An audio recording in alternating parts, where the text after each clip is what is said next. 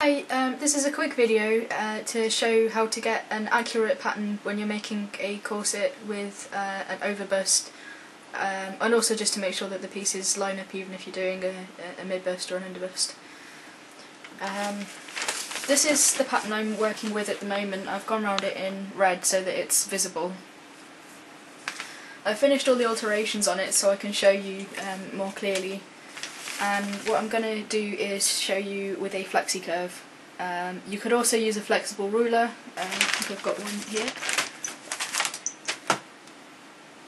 which sort of bends around curves, but a flexi curve is a lot easier as it keeps its shape.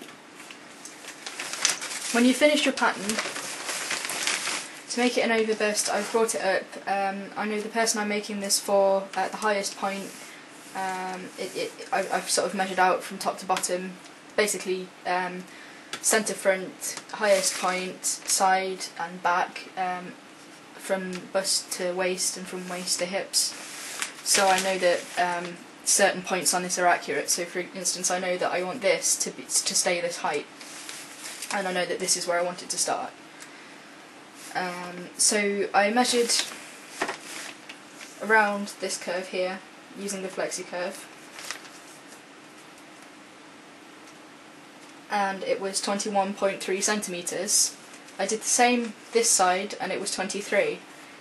I knew that because this has to be this height, it's the highest point from waist to top of corset, I then needed to alter this to bring it up to 23 centimetres. So I added it on to bring this up to 23 from 21.3, and then brought it back down to the original point at the centre front, as I knew that that was accurate. Again, I added half a centimetre here because this was 23.4 and this was 22.8. This was 17.2 centimetres and this was 16.7. So I added again about 0.6, I think it was, centimetres on here. This was 14.2 and this was 15.1. So I brought them both. Actually decided to bring it so it was a bit sort of more of a scoop shape, so that they were then both the same length. And then at the back as well, this needed raising by just under half a centimetre. I did the same at the bottom. I found that because of the fact that it sort of wasn't so altered from the initial measurements at the bottom, it wasn't so much of an issue. Most things were the same length both sides, but you have to remember that a curved line, it may be the same length from the waist to the hip on the straight line, but with the curve you need to take into account that that's going to make the line a bit longer, so I still measured each of those and made sure that they were going to be the same length. Otherwise I would have been sewing and ended up with sort of like a little bit of excess at the top or bottom on one side if they didn't match up.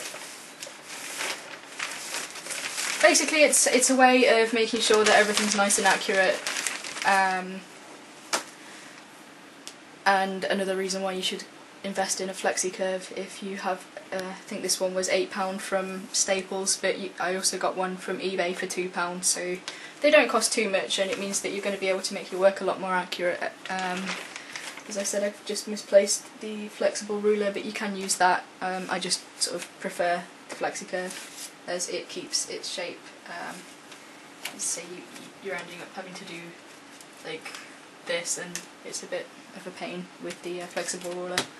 Hopefully that's helped some people, because I know that I kind of was ending up with a little bit of excess at the top or bottom on one side, and I didn't know why, because I'd sort of measured down the middle or whatever and it should have worked. So hopefully that'll solve a problem that some people may have encountered when making their own patterns.